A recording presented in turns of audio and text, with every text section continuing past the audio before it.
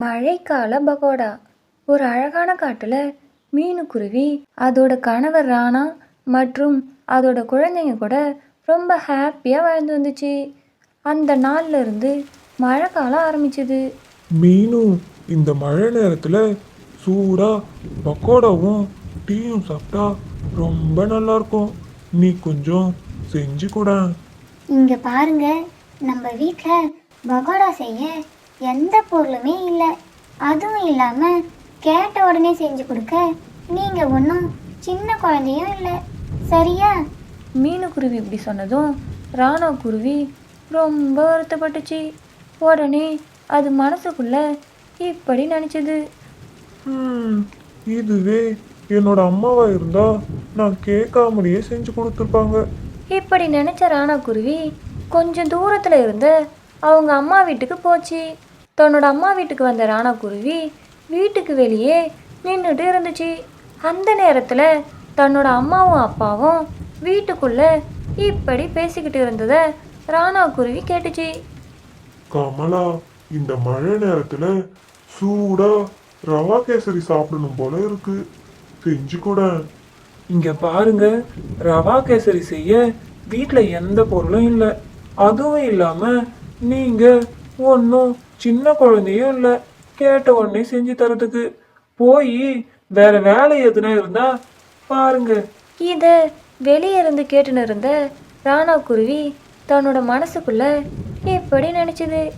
என்னடா இது, நம்ம வீட்டுல என்னோட மனைவி என்கிட்ட சொன்ன மாதிரியே நம்ம அம்மா அப்பா கிட்ட சொல்லிட்டு இருக்காங்க. சரி, உள்ள போவோம். உடனே ராணா குருவி வீட்டுக்குள்ள போச்சு. உள்ள வாப்பா, நல்லா இருக்கியா?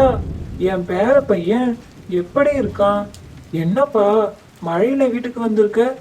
சரி சரி, நீ அப்பா கூட பேசிக்கிட்டே இரு, அம்மா இப்போ வந்துடுறேன். அப்படி சொன்ன கமலா கிச்சன் உள்ள போனாங்க. பாப்பா, இப்படி கட்டல் மேல உட்காரு. வீட்ல எல்லாரும் எப்படி இருக்காங்க? நல்லா இருக்காங்களா? ஆ, எல்லாரும் நல்லா இருக்காங்கப்பா. கொஞ்ச நேரத்திலேயே கமலா சூடான டீயும் பக்கோடா எல்லாம் செஞ்சு கொண்டு வந்து ராணாவுக்கு கொடுத்தாங்க. இதை பார்த்த ராணா தன்னோட மனசுக்குள்ள இப்படி நினச்சிது. தன்னோட அம்மா தான் கேட்காமலேயே எனக்கு என்ன பிடிக்கும்னு தெரிஞ்சு செஞ்சு எடுத்துட்டு வந்திருக்காங்க அப்படின்னு ராணா குருவி நினச்சி ரொம்ப சந்தோஷப்பட்டுச்சு. ஆனாலும் ராணா இப்படி சொல்லுச்சு. அம்மா, எனக்கு டீயும் பகோடாவும் ரொம்ப பிடிக்கும் தான். ஆனா இன்னைக்கு உங்ககிட்ட ரவா கேசரி செஞ்சு தர சொல்லி சாப்பிடலான்னு இருந்தோம்மா. சரிப்பா, அதுக்காக என்ன? நீ இதை சாப்பிட்டுன்னு இரு, நான் கொஞ்ச நேரத்துல செஞ்சு எடுத்துட்டு வரேன். இப்படி சொல்லிட்டு கமலா கிச்சன் உள்ள போனாங்க. ராணா, நீ எனக்காக தானே உங்க அம்மா கிட்ட ரவா கேசரி செய்ய சொல்லி கேட்ட? ஆமாப்பா, கேட்காமையே ஒரு விஷயம் நமக்கு கிடைச்சதுன்னா அது ரொம்பவே சந்தோஷமா தான் இருக்கும். ஆனா கேட்டும் ஒரு விஷயம் கிடைக்கலன்னா அது எவ்வளோ கஷ்டமா இருக்குன்னு எனக்கும் தெரியும்பா. கொஞ்ச நேரத்திலேயே கமலா ரவா கேசரி செஞ்சு எடுத்துட்டு வந்து 2 பேருக்கும் சாப்பிட கொடுத்தாங்க. ராணா குருவியும் அவங்க அப்பாவும் அந்த ரவா கேசரியை ரொம்ப சந்தோஷமாக சாப்பிட்டாங்க. அதை பார்த்த கமலா குருவி ரொம்பவே சந்தோஷப்பட்டாங்க. தன்னோட பையன் கேட்டதை செஞ்சு கொடுத்துட்டோம்னு ரொம்ப சந்தோஷப்பட்டாங்க.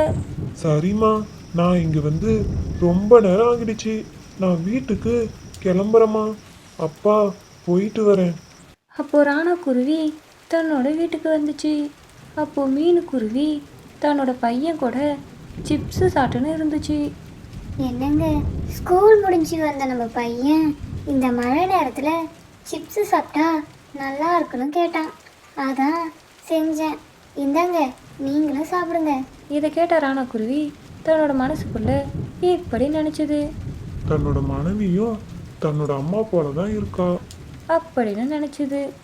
இதில் இருந்து ஒன்று மட்டும் நல்லா புரியுது. ஒரு அம்மா தன் பிள்ளைங்க மேலே இருக்க பாசம் என்றைக்குமே மாறாது.